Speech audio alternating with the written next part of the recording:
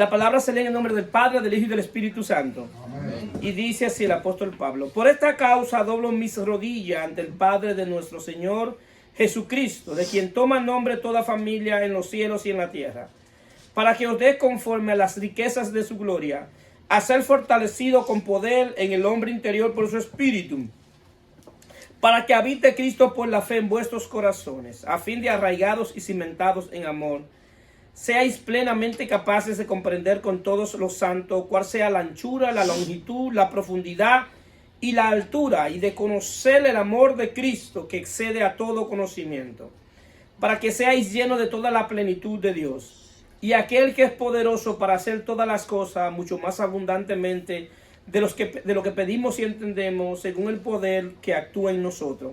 A él sea la gloria en la iglesia, en Cristo Jesús, por todas las edades, por los siglos de los siglos. Amén. Aleluya. Gloria a Dios. La plenitud de la vida cristiana. La plenitud de la vida cristiana. Ustedes no van a escuchar, no van a leer en la Biblia la vida cristiana. En la Biblia no registra en escrito lo que es la vida cristiana, pero ¿qué es la vida cristiana? Es la clase de vida que nosotros tenemos por estar unidos a Cristo. Al estar unidos a Cristo recibimos una clase de vida y es una vida espiritual. Ahora bien, esta vida espiritual está llena de riquezas espirituales.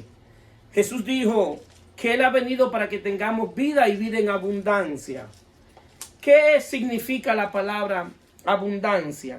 La abundancia en el lenguaje bíblico es algo que llena y se derrama. Es decir, para que haya abundancia tiene que llenar y debe derramarse. Entonces, cuando Jesús dice que ha venido para que tengamos vida y vida en abundancia, nos está diciendo que Él ha venido con una clase de vida que no ha llenado a nosotros, pero que se ha derramado. Y cuando se derrama esa clase de vida, otros disfrutan de lo que nosotros ya tenemos dentro cuando están aquí. Amén. Es decir, que hay otro que puede disfrutar de lo que nosotros hemos recibido. Y esa abundancia, ese derrame, se manifiesta en amor, en paciencia y misericordia. Es decir, que cuando la vida de Cristo está fluyendo en nosotros, hay otro que tiene que disfrutar de ese amor de Dios que está en nosotros. Hay alguien que tiene que disfrutar de esa paciencia y hay alguien que tiene que disfrutar de esa misericordia que ya está en nosotros.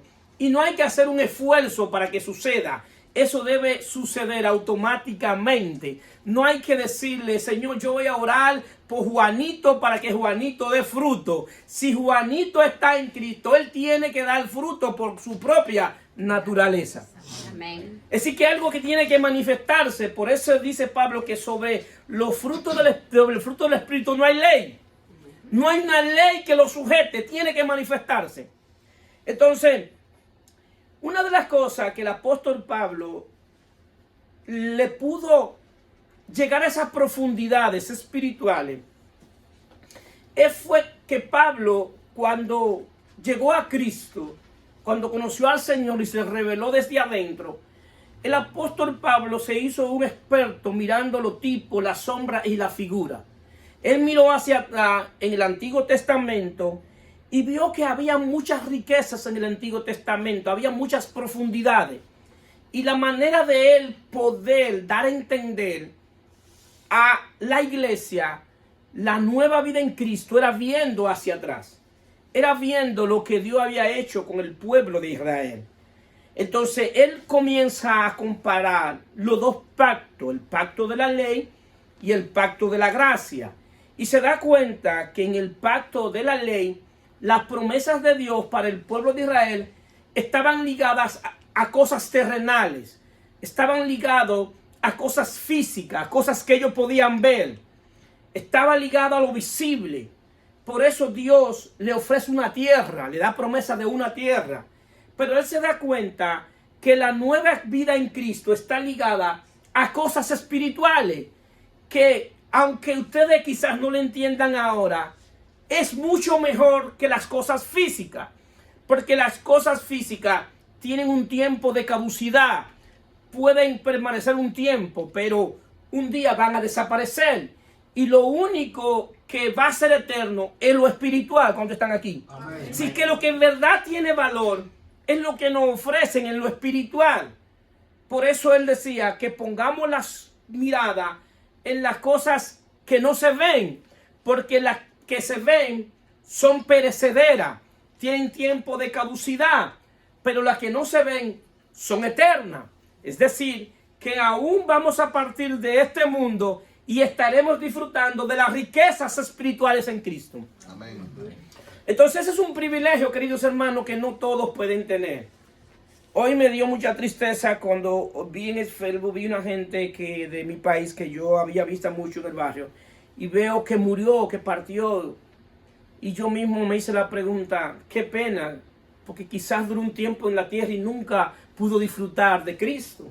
Entonces me entristecí un poquito. Entonces, eso quiere decirnos a nosotros que nuestro servicio en Dios tiene su recompensa, va a tener su fruto. Y quizá ahora tú no lo entiendas, pero algún día tú lo vas a entender. Que esto tiene recompensa. Verdaderamente tiene recompensa poner la confianza en Jesucristo. Entonces, Pablo toma y hace un símil entre lo que recibimos ahora en el nuevo pacto con lo que recibieron en el antiguo pacto. Y él, en muchas explicaciones, hace entender que para Dios sacar al pueblo de Egipto, que simboliza el mundo, tuvo que darle una porción de un cordero. Tuvo que darle un cordero que era el cordero que le iba a dar fuerza para ellos salir de Egipto. Y después que salieran de Egipto, Dios lo introduce a Canaán. Pero en Canaán, Dios lo sustenta con el maná. El maná es una clase, simboliza la palabra de Dios. Es decir, que ellos se iban a alimentar con el maná, comiendo, pero simbolizaba la palabra de Dios. Es decir, que todo aquel que Dios saca del mundo lo mete al desierto. Y en el desierto, que es el proceso, entonces lo que va a alimentarte en medio del proceso es la palabra de Dios. Es decir, que tú necesitas que la palabra de Dios te alimente en medio de ese proceso. Porque en medio de ese proceso, la palabra de Dios es lo que te va a dar fortaleza. Pero el final de Dios no es dejarte en el desierto. La meta de Dios es llevarte a Canaán. Canaán simboliza la nueva vida en Cristo en plenitud. Es decir, que si hoy tú estás en el desierto, esto es transitorio. Te aseguro que no siempre tú estarás en el desierto. En el desierto es una temporada, es un proceso. Y por eso Jesús se compara con el maná. Él dice, yo soy el pan vivo que descendió del cielo, haciendo referencia al maná. Le está diciendo, yo soy el maná. Él dice, Juan 6:51, yo soy el pan vivo que descendió del cielo. Si alguno comiere de este pan, vivirá para siempre. Y el pan que yo daré es mi carne, la cual yo daré por la vida del mundo. Le está diciendo que el que se alimenta de él, el que se alimenta de la confianza en el sacrificio en la cruz, él lo va a sustentar en medio del desierto. Entonces, ¿qué sucede? Cuando hablamos de la palabra de Dios, nosotros muchas veces por el idioma entendemos que la palabra de Dios es letra. La palabra de Dios en el lenguaje bíblico es Cristo, porque Cristo es el verbo. La Biblia es las sagradas escrituras que revelan a Cristo, que hablan de Él. Desde Juan a Apocalipsis es un mapa que Dios trazó. ¿Para qué? Para llevarte a Él. Por eso Él le dice cuando resucitó, que se encuentra una gente que se asombra de lo que había sucedido. Él dice que todas las escrituras hablaban de Él. Todas las escrituras hablan de Cristo. Entonces, hablar de la palabra de Dios equivale a hablar de Cristo. Es decir, que cuando tú tienes a Cristo morando en ti, tú tienes la palabra de Dios dentro de ti. Amén. Y esa palabra de Dios es lo que te va a sustentar en medio del desierto. Ahora bien, Hay algo que se llama la ley de proceso. Y la ley de proceso, ¿qué es lo que hace? Que la palabra que se hace vida es la que Dios te da, que tú recibes y que tú obedeces. Esa palabra se hace vida en ti. Por eso usted ha escuchado el lenguaje, que la palabra se hace vida. Porque Dios muchas veces te da la palabra en medio del proceso. Para que en medio del proceso, esa palabra, tú la obedezcas, se haga vida por medio de la obediencia. Hay otras veces que Dios te da una palabra y tú no has entrado al proceso. Y tú dices, ¿para qué se me dio esta palabra? ¿Por qué Dios me está dando esta palabra si yo no tengo situaciones ahora? Esa palabra Dios te la dio en ese momento porque algún día tú la vas a necesitar. Y el día que tú estés en el proceso por el Espíritu de Dios, Dios toma esa palabra que te dio un día y la hace vida en ti. Cuando tú lo obedeces. Entonces, ¿qué pasa? La plenitud de la vida en Cristo no se disfruta en el desierto. Nadie puede disfrutar de la plenitud de la vida en el desierto. Porque, ¿quién quiere estar bajo proceso? Nadie quiere estar bajo proceso. El problema es que el desierto es dado al pueblo de Israel para que conozcan a Dios y lo adore en medio del desierto. Y el desierto, tú anhelas muchas veces lo que tú dejaste en Egipto. El pueblo de Israel salió y desde que salió, que vio la dificultad, se olvidó de todo lo que Dios había hecho. Se olvidó que Dios los sacó de Egipto con poder. Inmediatamente que tuvieron hambre, que no vieron la comida, inmediatamente dijeron, queremos la comida de Egipto. Por lo menos en Egipto comíamos, pero tú comías en Egipto, pero comías comida de esclavo. Era comida de esclavo. Entonces, también en el desierto, en el proceso, somos muy demandantes de Dios, pero somos poco obedientes. Lo voy a repetir. En el desierto somos muy demandantes de Dios, pero somos poco obedientes. Y el desierto tiene un propósito. El desierto tiene el propósito de que conozcamos a Dios. En el desierto muchas veces nos vamos en pos de dioses ajenos. ¿Cuáles son esos dioses ajenos? Los ídolos que nosotros tenemos y en quien ponemos nuestra confianza. Y el desierto, Dios quería enseñarlo a que pusieran la confianza en Él. Asimismo, Dios en el desierto, cuando nos entra al proceso, es para que pongamos la confianza en Él. Y no vamos a tener paz en medio del proceso hasta que no nos rindamos y decir, te entrego toda mi carga, toda mi ansiedad, todo mi proceso, te lo entrego a ti. Y te lo entrego tan fuertemente que te lo voy a entregar y me voy a dormir. Me voy a acostar porque te lo entregué a ti. Estoy tan seguro de lo que tú vas a hacer que no te voy a volver a hablar más de este problema. Te lo voy a entregar en tus manos. Yo sé que tú dices en tu palabra que el que de Dios, Dios le guarda y el maligno no le toca. Eso no lo dijo Ariel, eso no lo dijo un apóstol. Eso lo dice la palabra de Dios escrita. Amén. El que es de Dios, Dios le guarda y el maligno no le toca. Entonces a veces no entendemos el proceso. Ahora bien, la meta final era entrarlo a Canaán. Y Canaán simboliza la plenitud de la vida en Cristo. Tú puedes tener la vida en Cristo porque ha creído, ha nacido, ha salido del mundo y quizá ahora está en el desierto y no disfruta de esa plenitud. Y a ellos se le ofreció una tierra que fluía leche y miel. Y esto es un dicho que simboliza fertilidad, que la tierra era fértil. La tierra era rica en minerales, tenía río, tenía arroyo, tenía el mar, tenía pasto fresco para las ovejas. Estaba sobre el nivel del mar, es decir, que tenía un buen clima. Y la tierra tenía anchura, era bastante ancha, tenía longitud. Longitud es que era plana, tenía profundidad. Es decir, que cuando tú sembrabas, la raíz bajaba hacia abajo y lo que tú sembrabas se mantenía firme y la tierra tenía altura.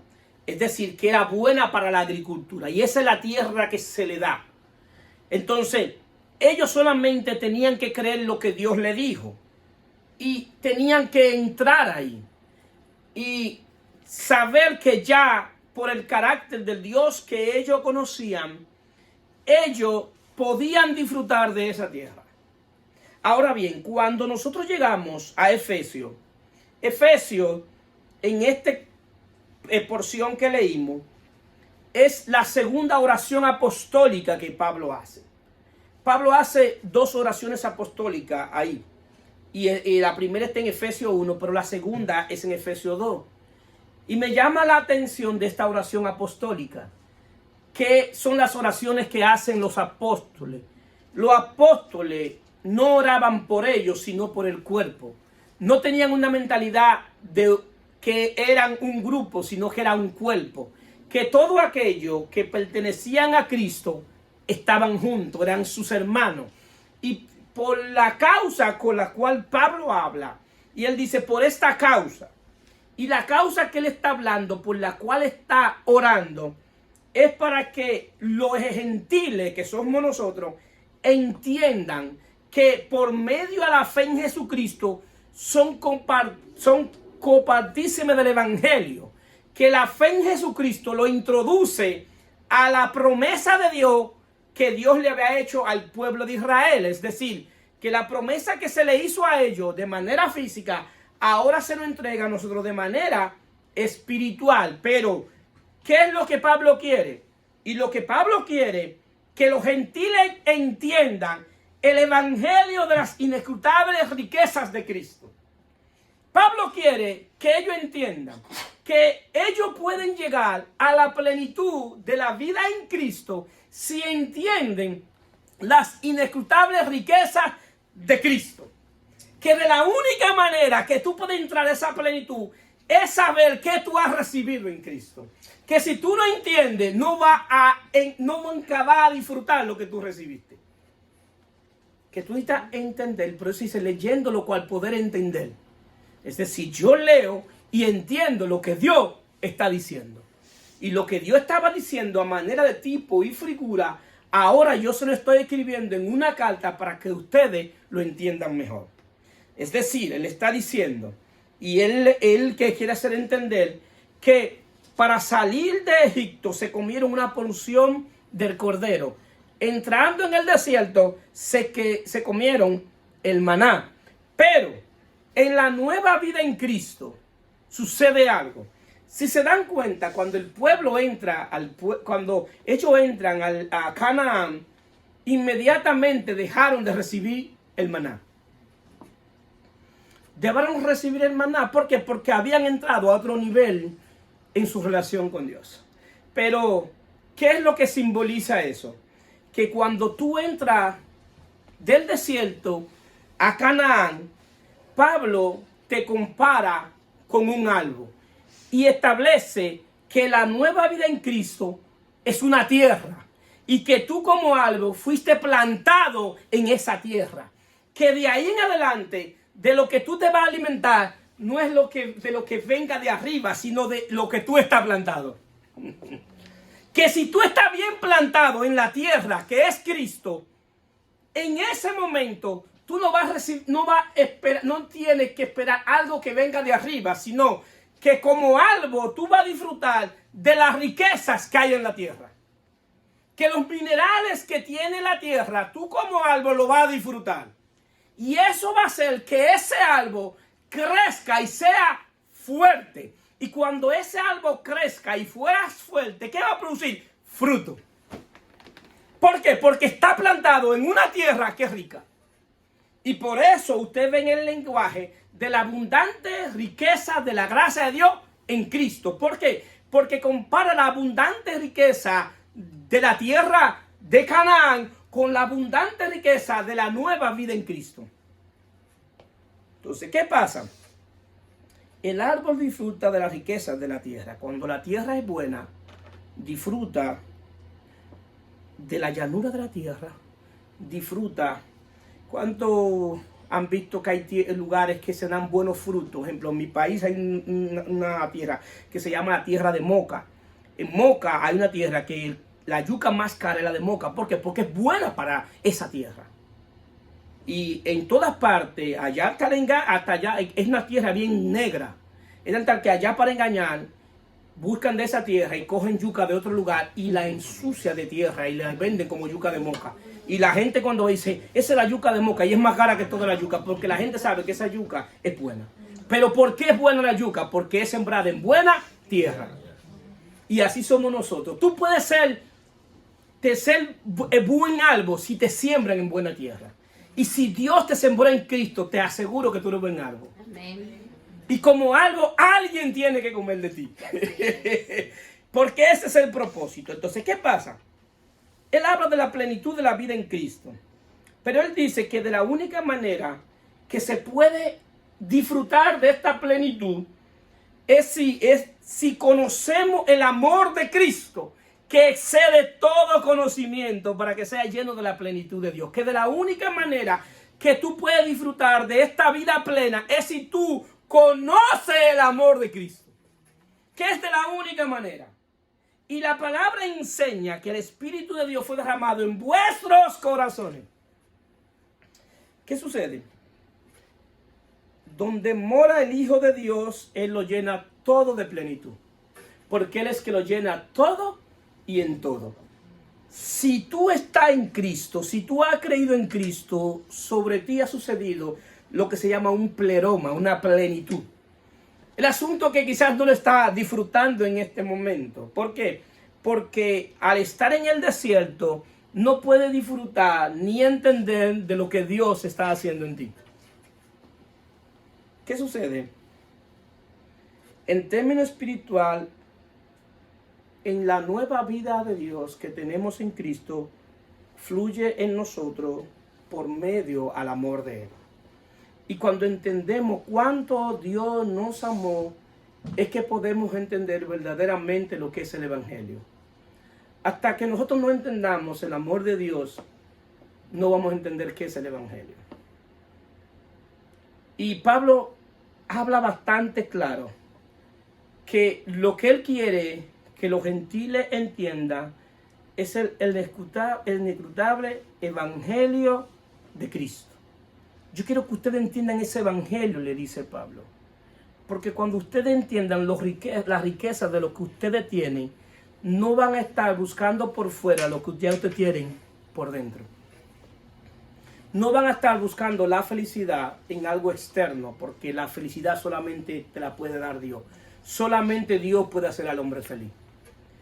Y desde que nosotros nacemos, nos meten un chip en la cabeza que estudiemos mucho para producir mucho dinero, para tener buena casa, para tener buen carro, para poder viajar, para ser feliz.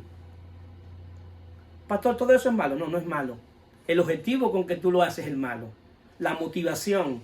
Porque si tú lo haces para encontrar la felicidad, te vas a dar cuenta que puedes tener todo el dinero del mundo y estar tan vacío como cuando naciste. Porque solamente la presencia de Dios en nuestra vida es que puede darnos esa plenitud. Y solamente es en Cristo Jesús.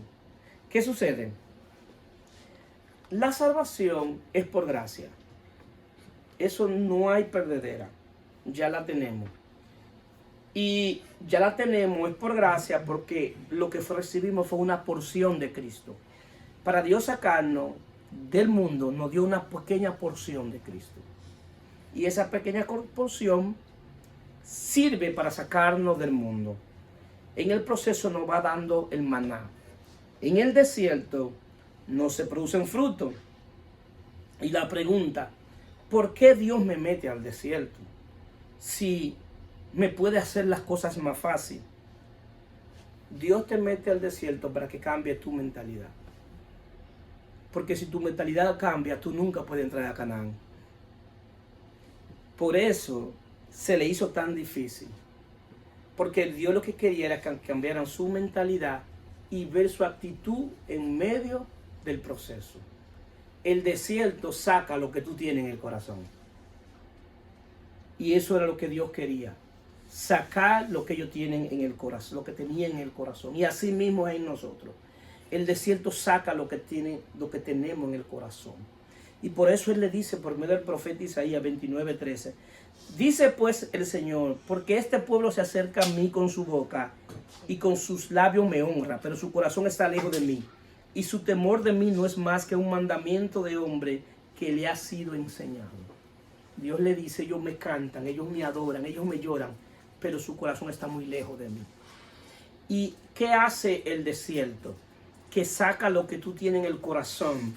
Y cuando sale lo que tú tienes en el corazón, eso tiene un efecto. Jesús dice que lo que contamina al hombre no es lo que entra, sino lo que sale. Entonces, cuando tú sacas lo que tiene en el corazón, tú mismo te contaminas con lo que ya tú tienes y más te contamina.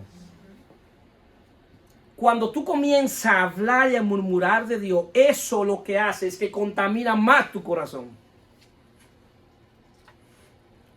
Y no solamente te contamina a ti, sino contamina a quien te escucha.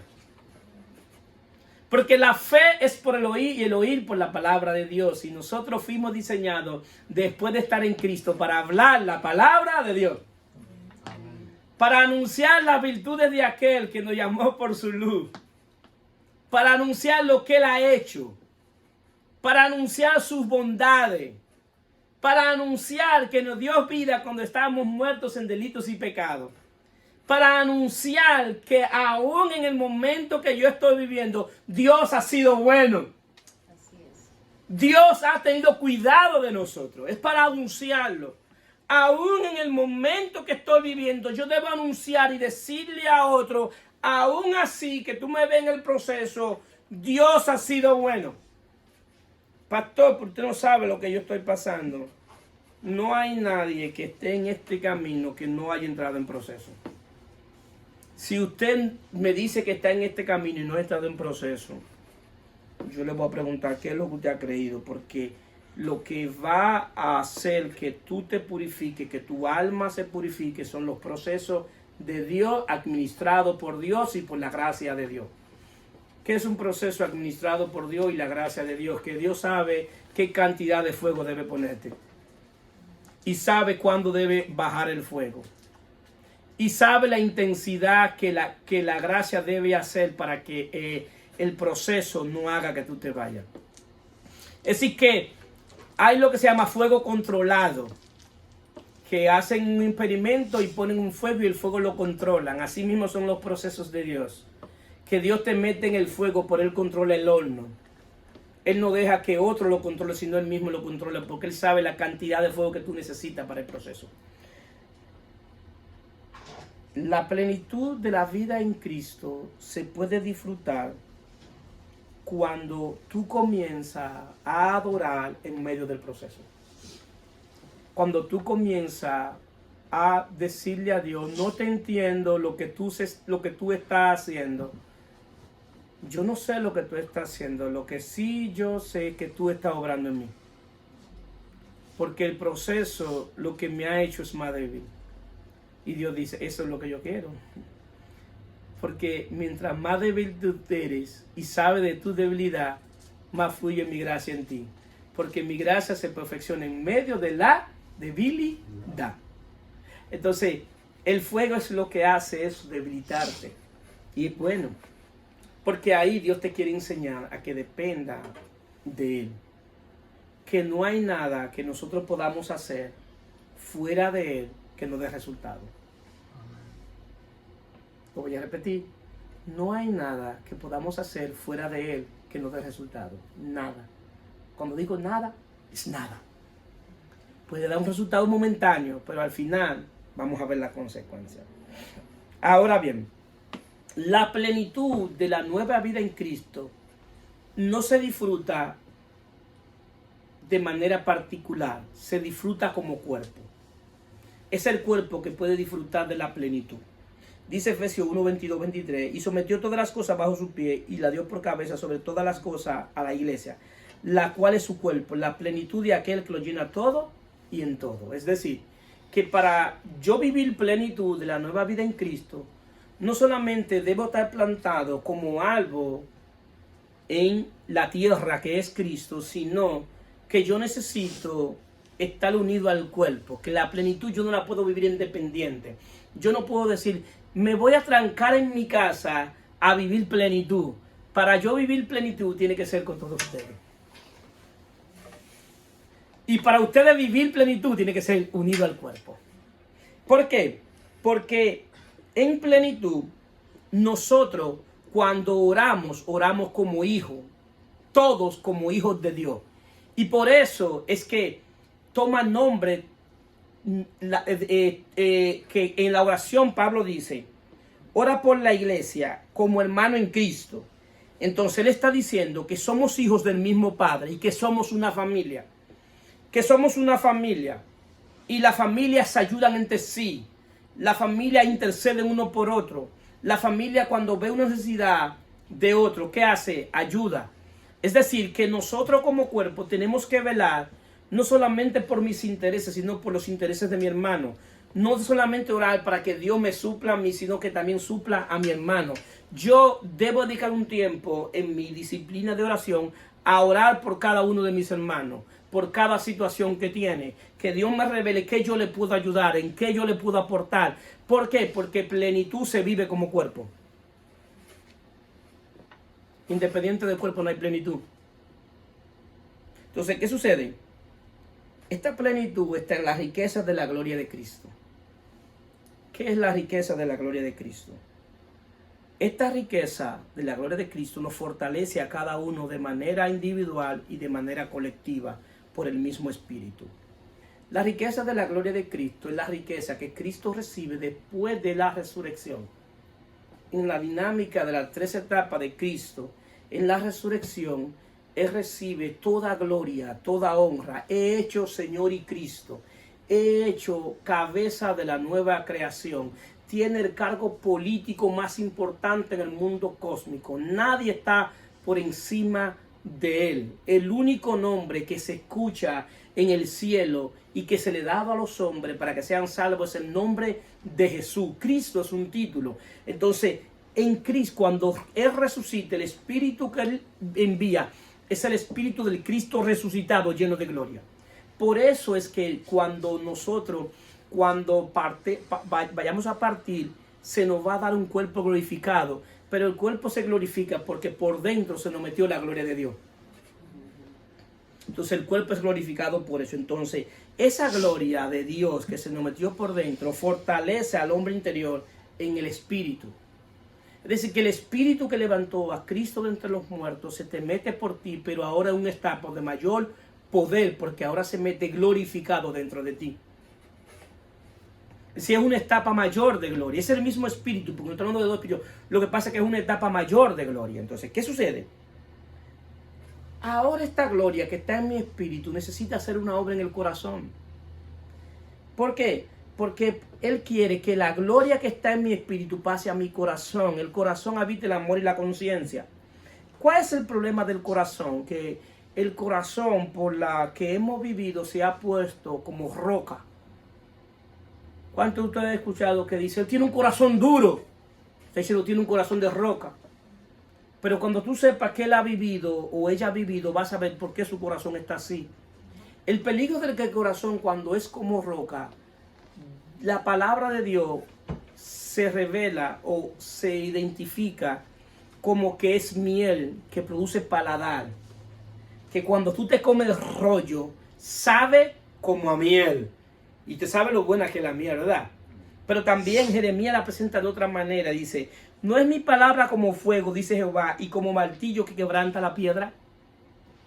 Es decir, que la misma palabra que para uno puede ser miel, para ti puede ser como un martillo. Si la misma palabra que yo recibo, que me sabe a miel, que me la comí, me supo a miel, a otro que está al lado mío escuchando la misma palabra, le suena como martillo que golpea la roca. Esa palabra viene como martillo que golpea la roca para quebrantar tu corazón. Para convertir el corazón de piedra, que es como roca, convertirlo a un corazón humano. Y eso es una promesa que se le da a la iglesia en el nuevo pacto, que Dios dará nuevo espíritu nuevamente y le va a cambiar el corazón, le quitará el corazón de piedra y le pondrá un corazón humano. ¿Para qué? Para que vuelvan nuevamente a sentir la sensibilidad del Espíritu de Dios, para trabajar en la conciencia. Entonces, si mi corazón es como roca, la palabra de Dios siempre va a estar golpeando. ¡Tan! ¡Tan! ¡Tan! Hasta un día que ese corazón se rompa. Término espiritual. Para Dios comenzar a hacer la obra en tu espíritu. Y cuando Dios comience a hacer la obra en tu espíritu, en tu corazón, tú vas a ver que las cosas en términos espiritual van a comenzar a cambiar. Porque el corazón que resiste a Dios, resiste su palabra. Y cuando tú resistes su palabra no encuentra cabida en tu corazón. Y eso le quiso decir Jesús a los fariseos.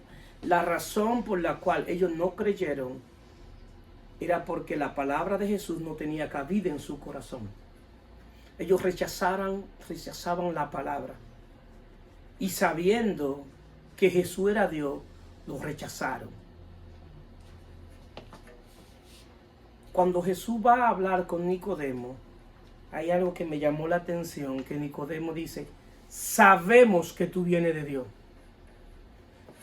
Nicodemo, ¿cómo es que si eres tú solo que estás yendo delante de Jesús, tú dices sabemos?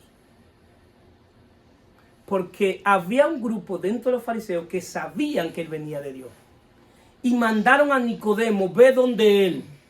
Y Nicodemo fue el representante de un grupo. Nosotros hemos analizado, hemos visto lo que tú haces y sabemos que tú vienes de Dios. Y cuando Nicodemo va al concilio y le dice que vayan a escucharlo, vayan y escuchen a Jesús, vayan y escúchenlo a él. No que lo vamos a juzgar, no podemos juzgarlo sin haberlo escuchado. Eso estaba en la ley. Tú no podías juzgar a nadie sin haberlo escuchado. Le dijo, hay que hacer justicia. Nosotros que pedimos y predicamos que somos justos, tenemos que hacer justicia. Vayan a escucharlo ustedes también. Porque yo lo escuché. Y yo sé y no entiendo qué tiene ese hombre, pero tiene algo. Yo lo que sé que él viene de Dios, pero no lo entiendo. Pero ninguno de ellos, la palabra de Dios tuvo cabida en el corazón de ellos. Porque tenía un corazón duro. ¿Acaso no nos puede pasar eso mismo a nosotros? Somos inmunes a que nos pase, ¿sí o no? Yo puedo estar equivocado. Yo quiero que ustedes me digan si puedo estar equivocado. ¿Sí o no nos puede pasar que la palabra de Dios no tenga cabida en nuestro corazón? Así es. Claro que puede pasar. Y todas nuestras acciones sean negando nuestra fe. Y caminamos la vida negando nuestra fe. Y nos perdemos estando en la misma iglesia. Recibiendo domingo palabra de Dios, miércoles palabra de Dios. Y constantemente palabra de Dios y nos perdemos. Porque nuestro corazón, los procesos han endurecido tanto nuestro corazón que se ha puesto como roca. Pero bendito sea Dios en Cristo, que Dios hoy va a romper corazones con un martillo, con la palabra. ¡Pah! El problema es que muchas veces cuando no, Él da un golpe pequeño y después tiene que buscar dar con un ser más duro. Porque lo que Él se propuso hacer, lo va a hacer sí o sí. Su propósito. Su propósito. Cuando yo entendí que el propósito de Dios era más grande que yo mismo, me rendí. Me rendí completamente porque entendí que lo que Él quería hacer era más grande que yo mismo. Que yo lo que necesitaba era entender lo que Él estaba haciendo. Y a mí me llamó la atención y marcó mi vida en una reunión que yo estuve, en una actividad. Y eso marcó mi vida porque fueron los días que hicieron mis inicios. Que del lado de mí había una ancianita que tenía años sirviéndole a Dios. Y esa señora hizo una oración que a mí me revolucionó. Y a mí nunca se me ha olvidado esa oración que esa mujer hizo. Esa mujer dijo en ese día que ella sabía lo que estaba pasando con ella. Y que ella estaba perdiendo la memoria. Y que lo que ella quería, que antes de perder la memoria y ella no poder adorarlo a Él, que mejor se la llevara. Y yo decía, ¿y qué mujer es esta? Que quiere irse de este mundo. Pero la razón de ella irse de este mundo era que si perdía la memoria y no se recordara quién era Dios, no tenía razón de existencia. Amén. Bendito sea su nombre. Y yo no entendía eso. Hasta que he aprendido lo que es la plenitud de la vida en Cristo. Y esa oración yo la he hecho para mí. El día que yo no le pueda servir a Él, no hago nada en este mundo. A Él que me lleve. Si un día Dios no lo quiera, mi enfermedad no me permite servirle, no hago nada en esta tierra. Si mi memoria me falla y no puedo servirle, no hago nada en esta tierra. ¿Por qué? Porque entendí que Él es más grande que yo mismo, que su propósito es más grande que yo mismo. Que no estamos en la tierra por simple casualidad, estamos para un propósito eterno. Y que antes de nosotros llegar a Cristo ya Él nos había visto. Desde lo eterno lo vio. Desde lo eterno. Cuando tú entiendes plenitud, cuando tú tienes propósito, no te enfoques en cosas terrenales. No te enfoques en los procesos de la tierra. Todos tienen proceso. Aún los que tienen mucho dinero tienen proceso. Lo que cambia es la actitud con la cual tú entras en el proceso. Porque el día que el proceso no afecte tu relación con Dios, tú vas a salir del proceso más fortalecido. Y Dios está pendiente de nuestra actitud en medio del proceso, queridos hermanos, créanme. Y lo que Dios va a tomar en cuenta es la actitud en medio del proceso. Es lo único. Dios no va a tomar en cuenta que lloraste mucho. Ni te va a sacar porque lloraste mucho. ¿Sí o sí? No te va a sacar.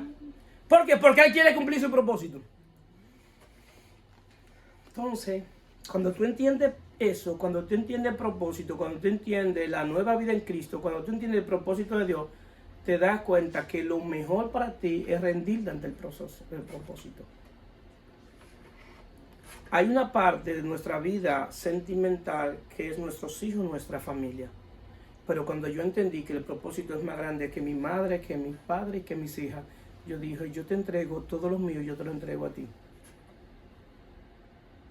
Y sé que tú vas a guardar lo mío. Entonces, eso es propósito, queridos hermanos. Entonces, ¿qué pasa? Si nos damos cuenta que ellos entran solamente de los que salieron de Egipto, 2 entraron a Canaán. Josué y Caleb. Y la palabra que Josué dice, mi casa y yo serviremos a Jehová. A él nadie lo obligó. Y en el lenguaje bíblico y en el lenguaje figurativo estamos hablando de alguien que fue salvo porque salió de Egipto. Tenía libertad en Egipto y entró al desierto. Y en medio de la situación dice, mi casa y yo le serviremos a Jehová. Si ustedes quieren irse en pos de dioses ajenos, váyanse, pero yo les voy a servir. Yo tomé una decisión. Y dice el texto, y Dios juró, dio entrarlo a Canaán y a lo suyo. Si no solamente juró entrar a Josué, sino que juró entrar a su descendencia. Entonces, Caleb dice que tuvo un espíritu diferente. Es decir, tuvo una actitud diferente. Tuvo un alma diferente. Por eso entra, porque creyó en fe en lo que Dios había dicho. Entonces, en nosotros, pero el poder de Dios. Y el poder de Dios tú puedes verlo de 2 maneras. El poder creativo que Dios tiene para crear, que todo lo creó con la palabra de su poder. Y dice que con esa misma palabra de su poder sustenta todas las cosas. Esa palabra de su poder es el verbo, es Cristo. Cristo es la palabra de su poder. Entonces Él sustenta todo por la palabra de Cristo. El asunto es que ahora Cristo se te metió por dentro. Es decir, que la palabra de su poder se te metió por dentro. ¿Qué implica eso? Que dentro de ti está el poder de Dios para tú soportar el proceso. El poder está en nosotros. Y el poder de Dios puede hacer que las cosas cambien fuera de mí. Puede hacer también el poder de Dios que lo que está pasando fuera de mí me transforme a mí. Que lo que está pasando fuera me transforme a mí. Y Él puede hacer que desaparezca el proceso. Y el problema que está afuera, Él puede hacer que desaparezca. Y puede hacer y decirte, el problema que está afuera no va a desaparecer, lo voy a poner más difícil. Pero con el poder que está adentro, Él te va a demostrar que lo que tú necesitas es su gracia. Amén. Es su gracia. y que lo que tú necesitas ya lo tiene, que es su hijo. Porque el regalo más grande que puede recibir una persona es el que se nos ha hecho en Cristo Jesús. Cristo viene a nuestra vida como un regalo de Dios.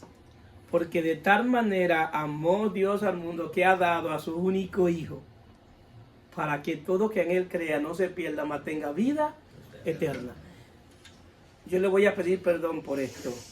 Si yo tengo que dar una de mis hijas por uno de ustedes, no cuenten conmigo. No cuenten conmigo. Y le estoy siendo honesto. Porque eso solamente lo puede hacer Dios. Solamente Dios lo puede hacer. Dar a su único hijo que nunca tuvo pecado, que su mayor característica y el deleite del Padre y la complacencia del Padre es que el Hijo siempre ha vivido para complacer al Padre. Por eso Él dice, este es mi Hijo amado en quien tengo complacencia. Porque este Hijo es el modelo de hijo que todo padre quiere tener. Que el deseo de mi Hijo siempre ha sido producirme complacencia, vivir para complacerme a mí. Si el Hijo vive, Él vive para complacer al Padre, para complacer a su Padre. Él vino a la tierra para complacer a su Padre. Y a ese hijo que no tuvo pecado, que siempre ha obedecido, el Padre lo entregó a la muerte más cruel que puede pasarle a un hombre. Por hombres pecadores que han vivido toda su vida ofendiendo a Dios. Si usted no entiende el Evangelio, usted nunca va a poder servir a Dios como se le sirve a Dios. Usted va a estar dando vueltas en la iglesia y no va a entender cuando no entiende lo que sucedió en la cruz. El día que usted entiende lo que sucedió en la cruz, usted adora igual con las manos vacías que con las manos llenas. Adora teniendo pan como no teniendo. Porque la adoración no depende de lo que tú tienes, sino de a quién tú tienes. Bendito sea su nombre. Amén. Digan amén. Amén. Depende de quién tú tienes. Y tú tienes el regalo más precioso, más valioso que alguien puede recibir, que es el Hijo de Dios. Amén. Canaán es la plenitud de la nueva vida en Cristo y produce en nosotros el fruto del Espíritu. Como ahora tú estás plantado en una buena tierra, ahora ese árbol comienza a dar fruto. Por eso es que ya Dios no le daba el maná en la tierra, en Canaán, sino que disfrutaba de lo que ya tenía. Entonces, si tú estás en Cristo y entras a plenitud, tú comienzas a disfrutar no de algo que viene de afuera, sino de algo que ya está adentro, porque tú estás plantado en una tierra que es rica en todo. ¿Cuánto me están entendiendo? Amén. Y ahí tú estás plantado, lo que hace entonces que tú necesitas es que tenga un buen cimiento, que la raíz de tu fe comience a hollar hacia abajo, hacia abajo, hacia abajo. Porque como la tierra es plana, cuando llueve la tierra se llena de agua y la raíz cuando entra a la tierra disfruta del agua que está en la raíz, que está en la tierra. El agua siempre simboliza la palabra, es decir, que en plenitud tú no disfrutas de algo que viene afuera, sino de la palabra de Dios que está dentro, que es Cristo Jesús. Amén. Pero tiene que entrar a plenitud, es plantado como árbol en Canaán, en la nueva vida en Cristo. Entonces ese fruto va a producir algo que se llama dominio propio, que es parte de los frutos del Espíritu. Y el dominio propio va a hacer que tú tengas paz, tengas tranquilidad en medio del proceso. Y la gente no va a entender cómo es que tú tienes paz en medio de ese proceso. Y a veces nosotros mismos ni lo entendemos. Es porque el Espíritu de Dios está produciendo el fruto del dominio propio. Y tú comienzas a entender que lo que está por dentro de ti es más fuerte que lo que está por fuera. Y que tú estás en la mano de Dios. Y que nadie puede arrebatarte de sus manos. ¿Por qué? Porque tú eres un regalo del Padre al Hijo. Amén. Como el Hijo siempre ha vivido en obediencia, el Padre le dijo, te voy a regalar todo lo que yo creé por medio de ti y para ti. Y te lo voy a regalar en imperfección, te lo voy a regalar con todos sus defectos para que la perfección tuya, tú lo perfecciones a ellos. porque quien lo perfecciona es el Hijo. Bendito su palabra, bendito su nombre y bendito su santo evangelio. Se pueden poner de pie. Amén.